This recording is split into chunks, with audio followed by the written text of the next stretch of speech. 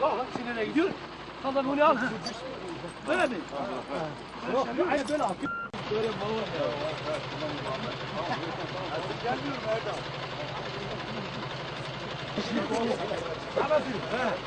Ha. O sana dur çekme. Böyle yap.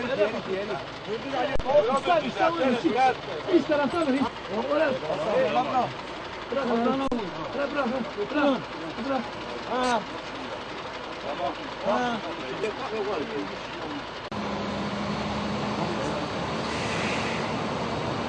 Ne diyor bu? Bu ibadet. Bu ibadet.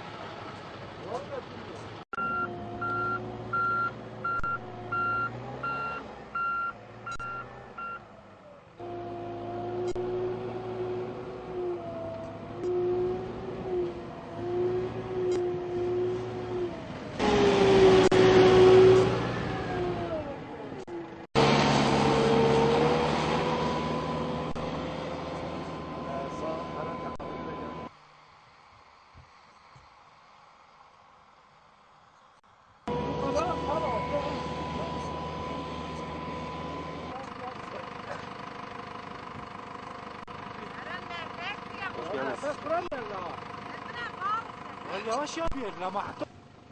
Şimdi burada yarısı ceyran var, yarısı yok bu köyde.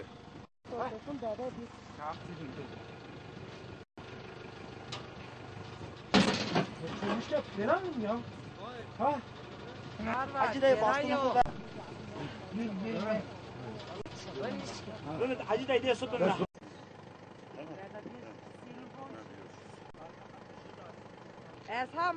Hacı durumun nasıl, iyi mi? Var mı sıkıntın? Yok. İyisin. Nefesi biraz daha var. Tamam. Boğazım, cari boğazım. Bize dua et, dua et. Allah razı olsun, Allah ziyaret etsin.